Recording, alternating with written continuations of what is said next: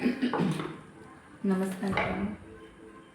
तर बघा, घरच्या घरीच पापड करते मी, बनवते. तब्येत बरी नाही तरी काही नाही करते, चालू असते माझं.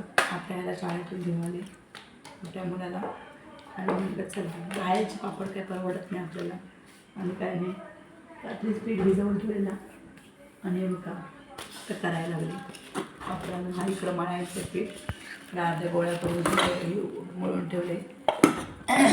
काय पीठ काय टेचतं नाही, काही नाही टेचायला, काही नाही. आपण एक राहतो भाड्याच्या कुठं टेचतं आणि काय करतो. भाड्याच्या राहायला म्हटलं सगळंच ऐकून घ्यावं लागतं. भाडं द्यायचं येतच नाही कुठेही जा, असं असतं. आपल्या घरात काही करा, एवढं घरदार किती पडलं आहे. पोरांचं शिक्षण पाहण्यासाठी थांबावं लागतं.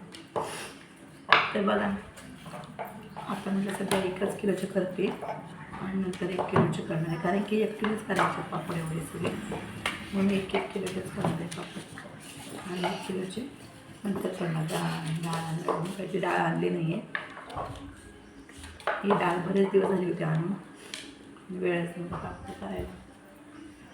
बघा, असे जर पापडसारखे मोठमोठे पापड करते, कारण की कुणाला आपल्याला द्यायचं नाही, काही नाही, घरीच खायचे. घरचे कामं करून पण सगळं करावं लागतं आहे. काय करायचं, नुसतं काय उठलं सुटलं एकच काम नाही ना आपल्याला. सकाळी आवरलं, फरशी फक्त नाही पुसली, कारण की पापडाचं पीठ ना लय उडतं, खूप उडतं पापडाचं पीठ. हलका आहे ना पीठ, उडायनं पटकन उडतं आहे हवेने, त्यामुळं फरशी नाही पुसली. हे सगळं आवरलं की मग फरशी पुसून घेईन. आणि पीठ, पापडाचं पीठ ना आपण टेचला किंवा जास्त चांगला मळला ना पापड छान होतं.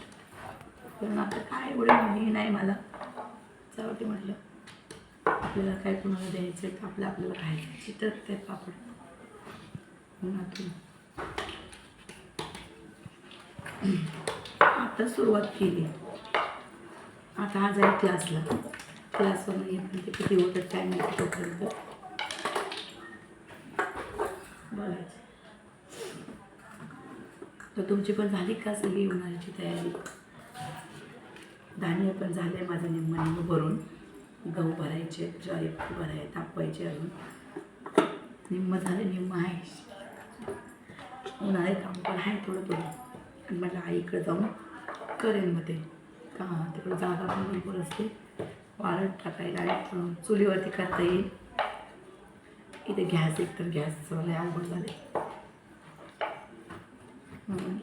पीठ पण थोडं काही जाडसर दिलं नाही, काय माहिती.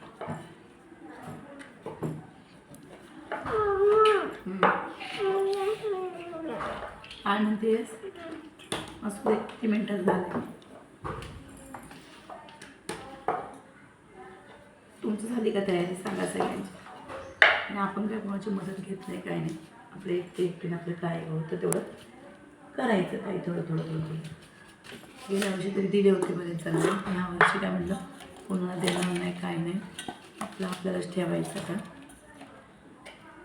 टी व्ही होते जरासं, म्हणजे चिटकत नाही, गोळे पीठ चिटकत नाही. ते याला शाळेत आणायला अगोदर मळून घेतलं होतं.